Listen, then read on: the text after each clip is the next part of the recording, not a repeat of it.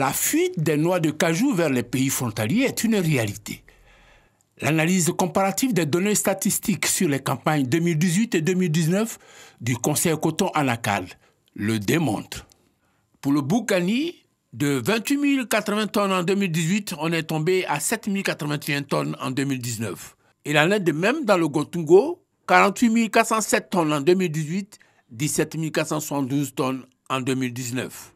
La quasi-totalité des zones de production sont concernées.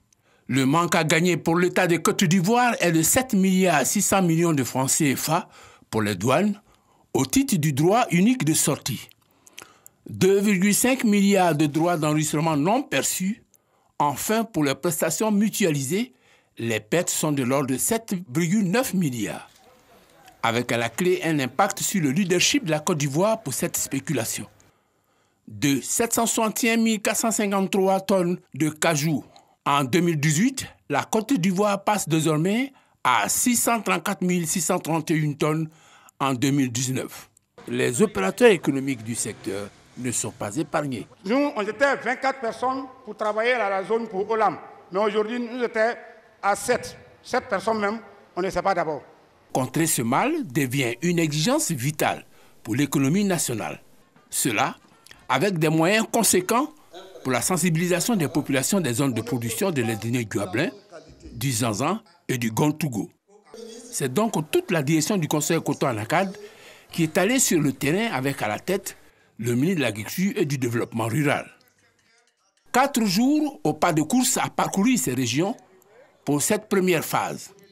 2 heures de courte avec patience et méthode, des populations mobilisées partout comme pour souligner leur engagement à dire à haute et intelligible voix les origines du mal à l'effet de trouver ensemble les solutions à la satisfaction de tous.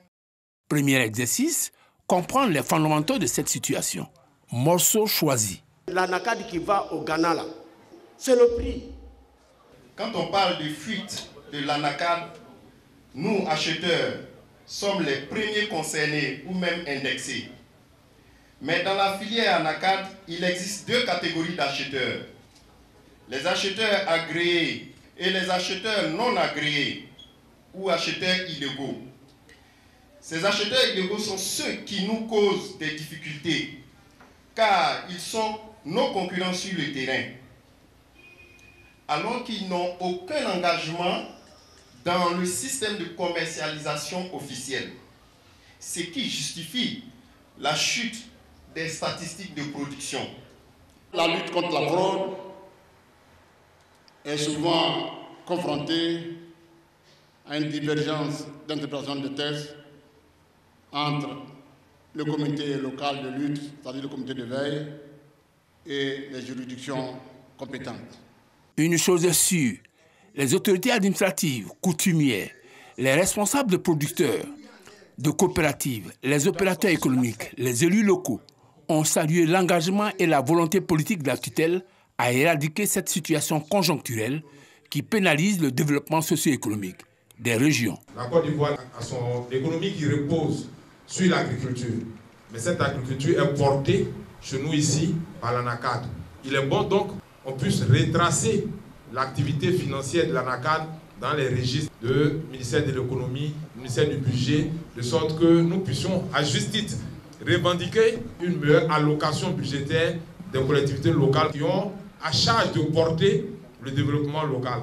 Avant de tirer les conclusions de cette opération, Kwasi Adjumani, ministre de l'Agriculture et du Développement rural, a tenu à lever une équivoque.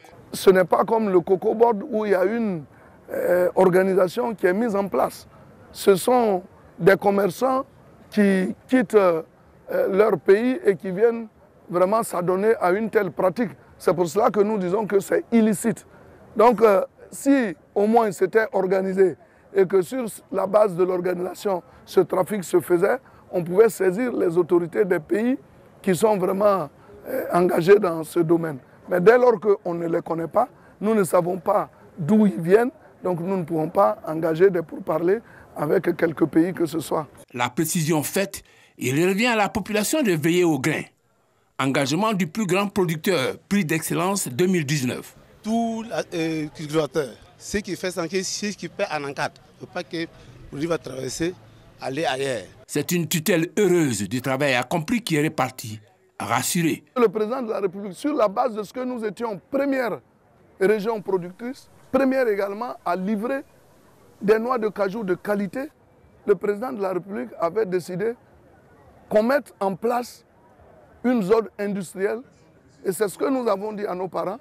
Ils ont compris qu'effectivement, s'ils veulent avoir cette zone industrielle, ils n'ont qu'à se conformer aux exigences de la loi, faire en sorte que notre produit puisse être commercialisé au niveau de la Côte d'Ivoire et qu'il ne prenne pas une destination vers d'autres pays.